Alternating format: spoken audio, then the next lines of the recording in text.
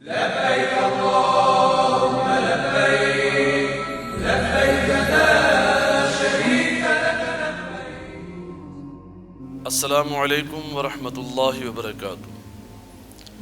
Vision of اسلام کے plate form سے بندہ ناچیز سید حامد رضا شاہ بخاری آپ سے مخاطب ہے۔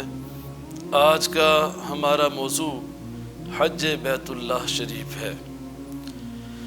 سامعین ذی وقار، حج یہ ایک ایسا اجتماع ہے، ایک اللہ رب العزت کا مسلمانوں پر ایک خاص کرم ہے۔ وہ اجتماع کہ دنیا بھر کے جتنے بھی اجتماعات ہیں وہ سارے کے سارے، بڑے سے بڑا اجتماع، وہ سارے کے سارے اس اجتماع کے سامنے بالکل زیرو ہو جاتے ہیں۔ سامعین ذی وقار، یہ وہ اجتماع ہے جس میں دنیا بھر کے مسلمان بلا تفریق، کوئی فرق کیے بغیر آپس میں ایک ہو کر، متحد ہو کر، اکٹھے ہو کر یہ اعلان کرتے ہیں کہ اے اللہ، ہم تیری بارگاہ میں حاضر ہیں، ہم تیرے بندے ہیں اور ہم سب ایک ہیں۔ سامعین ذی وقار، کسی نسل کا، کسی ذات پات کا، کسی قسم کی کوئی آپس میں لڑائی جھگڑا فساد کا موقع نہیں ملتا۔ الحمدللہ مسلمانوں کا یہ ایک ایسا اہم رکن ہے کہ اللہ رب العزت نے مسلمانوں پر یہ احسان کیا ہے کہ انہیں حج جیسا فریضہ عطا کیا ہے۔ حضرات ذی وقار، آج کا ہمارا موضوع یہ ہے کہ حج کیا ہے۔ بیسیکلی اللہ رب العزت نے ہم جیسے گناہ گاروں کے گناہوں کو دھونے کے لیے اور گناہوں سے پاک کرنے کے لیے ہم پر یہ کرم فرمایا ہے کہ ہمیں حج کا رکن عطا فرما دیا۔ حضرات ذی وقار، سامعین محترم، ویژن آف اسلام کے اس پلیٹ فارم سے آپ حج بیت اللہ شریف کے متعلق انشاءاللہ عز و جل دینی معلومات قرآن و حدیث کی روشنی میں حاصل کر سکیں گے۔ قرآن پاک میں اللہ رب العزت نے حج کو فرض کرنے کے لیے، مسلمانوں پر حج کو فرض کرنے کے لیے مختلف مقامات پر آیات نازل فرمائیں، اور فمن فرض فیہن الحج فلا رفث ولا فسوق ولا جدال فی الحج، اور پھر کہیں فرمایا الحج اشہر معلومات۔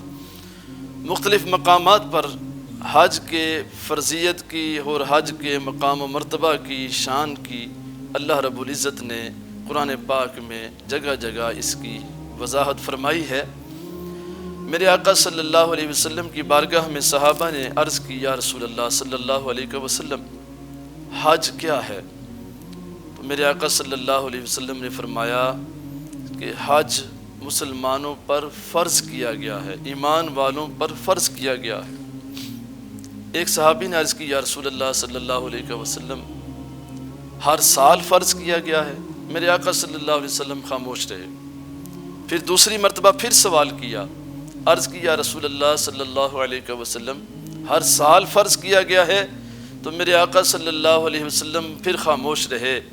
آئے ہائے ہائے ہائے، کیا انداز ہوگا، کیا وہ کمال قسم کی گفتگو اور کمال قسم کا وہ میرے دوستو محترم سامعین کرام، وہ کیسا اجتماع ہوگا، کیسی محفل ہوگی جس میں صحابہ کرام جیسی ہستیاں سوال اور عرض گزارش کر رہی ہوں گی اور خالق کائنات کے محبوب انہیں جواب عطا فرما رہے ہوں گے۔ تو میرے آقا صلی اللہ علیہ وسلم جواب نہیں ارشاد فرما رہے، خاموش ہیں۔ پھر عرض کی صحابی نے، یا رسول اللہ صلی اللہ علیہ وسلم، ہر سال حج فرض ہے؟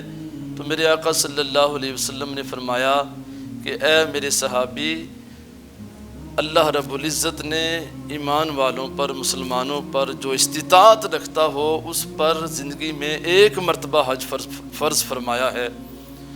اور پھر میرے آقا صلی اللہ علیہ وسلم نے فرمایا، اے میرے صحابی، اگر میں کہہ دیتا کہ ہر سال فرض ہے، میں ہاں کر دیتا تو اللہ رب العزت تم پر ہر سال حج کو واجب کر دیتا اور تمہارے لیے مشکل ہو جاتا، لیکن میرے آقا صلی اللہ علیہ وسلم نے فرمایا کہ زیادہ سوال کرنے سے پرہیز کیا کرو، کہ پچھلی جو امتیں تھیں، جو پہلی امتیں گزری ہیں، وہ بھی زیادہ سوال کرنے کی وجہ سے، انبیاء کرام پر زیادہ سوال کرنے کی وجہ سے ہلاک ہو گئیں۔ تو سامعین عزیز وقار، حج بیسیکلی ہے کیا؟ یہ مختلف اللہ رب العزت کے پیارے بندوں کی اداؤں کا نام ہے۔ کسی اللہ کے پیارے بندے کا طواف کرنا، اس خانہ کعبہ کے گرد گھومنا رب کو پسند آ گیا، اللہ رب العزت نے اس طواف کو حج کا حصہ بنا دیا۔ کسی کا عرفات میں ٹھہرنا پسند آ گیا، اس کو حج کا حصہ بنا دیا۔ کسی کا وہاں اللہ رب العزت کی بارگاہ میں جھکنا پسند آیا، اسے حج کا حصہ بنا دیا۔ یعنی جتنے بھی حج کے اندر ارکان ہیں یا حج میں جتنے بھی عمل کیے جاتے ہیں، جو بھی رکن ادا کیے جاتے ہیں، وہ سب اللہ رب العزت کے پیاروں کی اداؤں کا نام ہے۔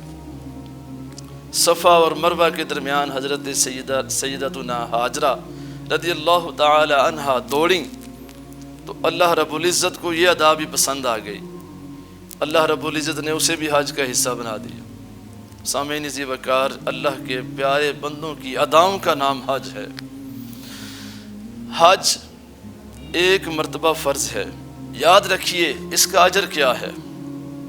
اجر اس کا یہ ہے کہ جو شخص ایک مرتبہ حج کرتا ہے، اللہ رب العزت اس شخص کے گناہوں کو اس طرح مٹا دیتا ہے کہ جیسے ماں نے ابھی جنا ہے۔ اور پھر اللہ رب العزت کی خاص عنایت دیکھیے، ایمان والوں پہ، مسلمانوں پہ، ہم جیسے گناہ گاروں پہ خاص اس کی کرم نوازی دیکھیے کہ وہ انسان کو گناہوں سے پاک صاف کر کے، بالکل پاکیزہ کر کے اور جنت کی مہر عطا کر کے اسے روانہ کرتا ہے۔ میرے آقا صلی اللہ علیہ وسلم کی بارگاہ میں ایک صحابی حاضر ہوئے، عرض کی یا رسول اللہ صلی اللہ علیہ وسلم، حج کرنے سے کیا فائدہ حاصل ہوتا ہے؟